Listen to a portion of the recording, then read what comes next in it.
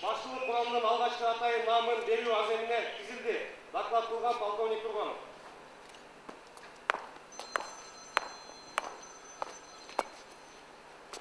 Саламатсыздар, жолдоштор. Саламат, жолдоштор. Эркен тур. Урматтуу кесиптештер, урматтуу коноктор, Россия Федерациясынын баңги заттарды контролдоо боюнча федералдык кызматынын Сибирь юридикалык институтунун бүтүрүүчүлөрүнө башчылык курамдын алгачкы наамын ыйгаруу аземин ачык деп жарыялайм.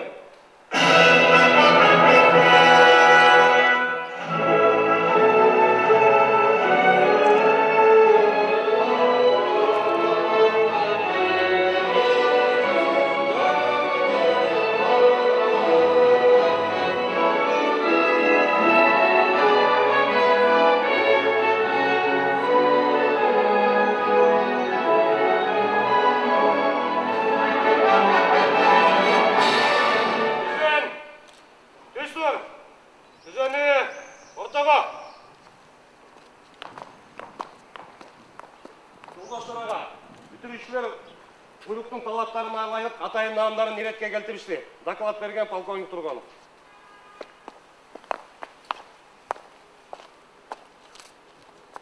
Жолдош бүтүрүүчүлөр, сиздерди алгачкы атайын наам алышыңыздар менен куттуктайм. Ура! Ура! Ура! Эркен тур. Алгачкы куттуктоо сөзү Кыргыз Республикасынын өкмөтүнө караштуу баңги заттарды контролдоо боюнча мамлекеттик кызматтын төрагасы, баңги заттарды контролдоо кызматынын полковниги Мамбеталиев Рафик Сорбековичке берилет.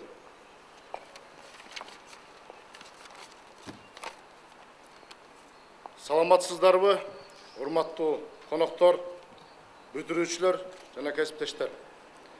Кыргыз Республикасынын өкмөтүнө караштуу баңги заттарды контролдоо боюнча мамлекеттик кызматынын өздүк курамынын жана жеке өзүмдүн атынан бүгүнкү катарыбызды толуктаган Сибирь юридикалык институтунун алгачкы бүтүрүүчүлөрүн куттуктап коюуга уруксат этиңиздер.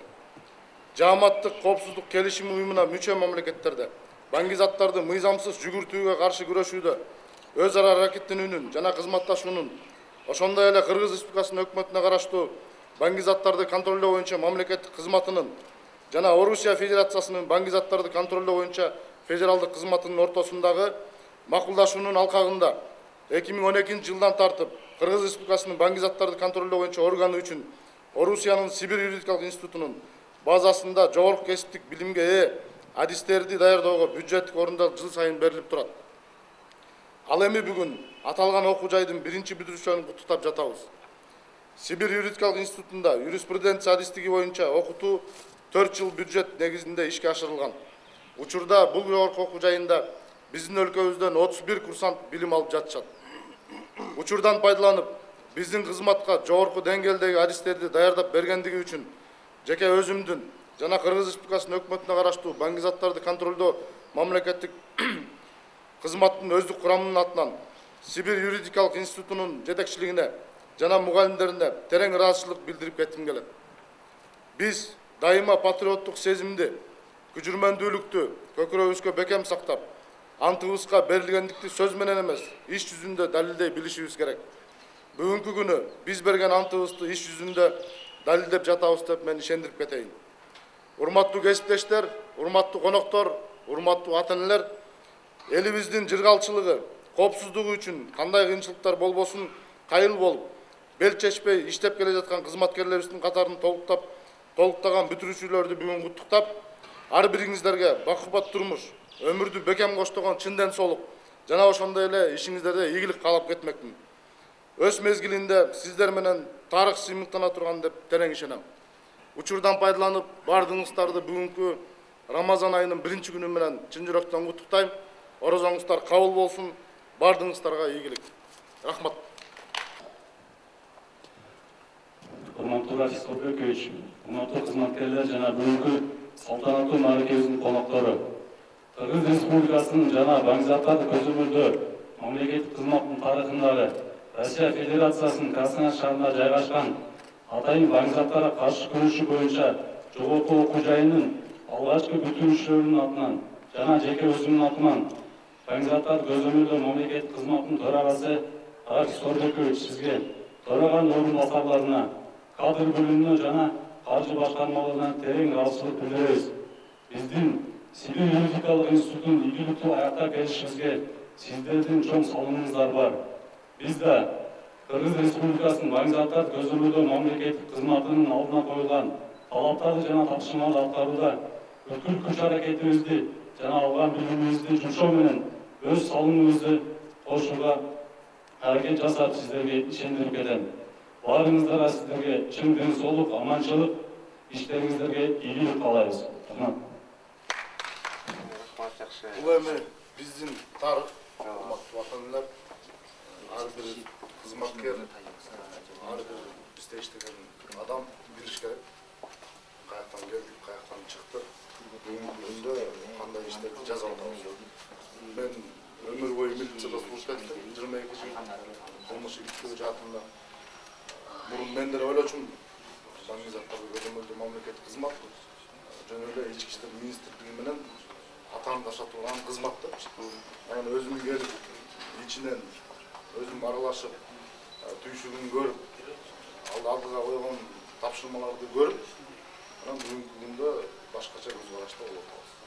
Анан элдин баары ойлоп атпайбы, бизге жоюш керек, эмнелиш керек.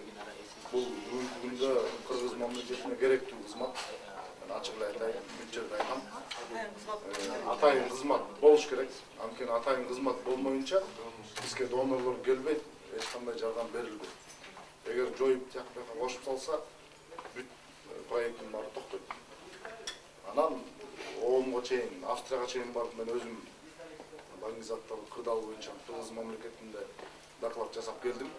Ошонун алкагында кече жакында Ысыкөлдө 5-министрлик встреча жасадык.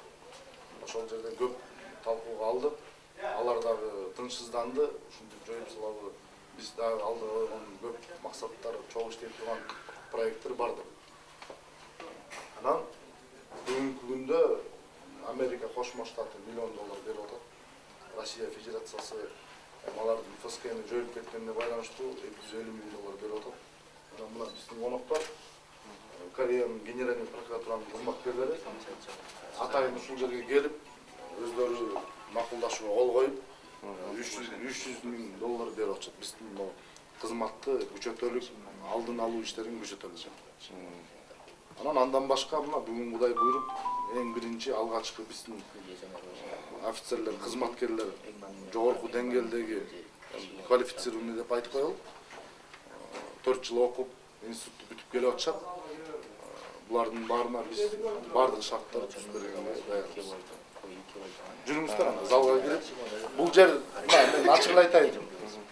Мен деген генералдар иштешти. Бирок бирөө ушинтип уголок жасап атат.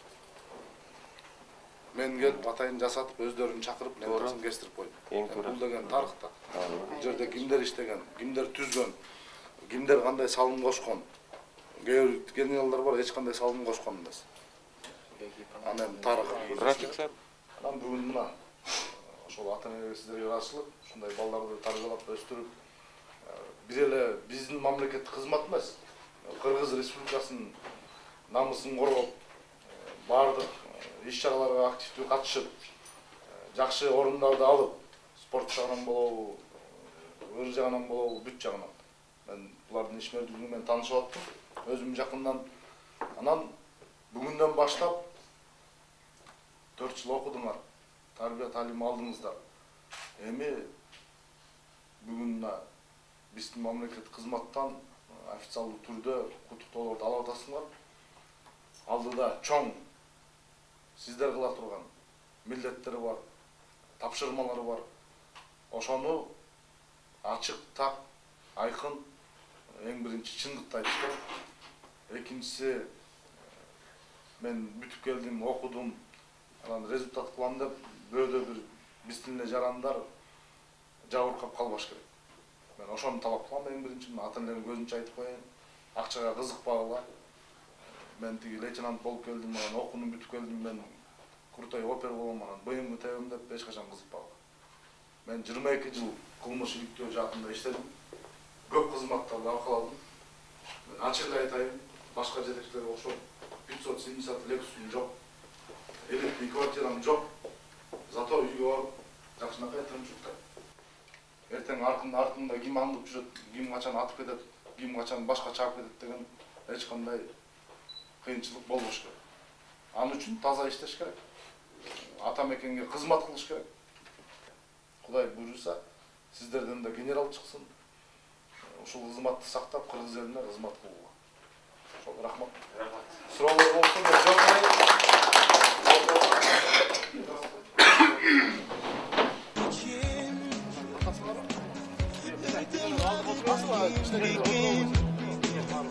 Ağladı beşikim, başım yiyip tazim ettim. Keremet aymağım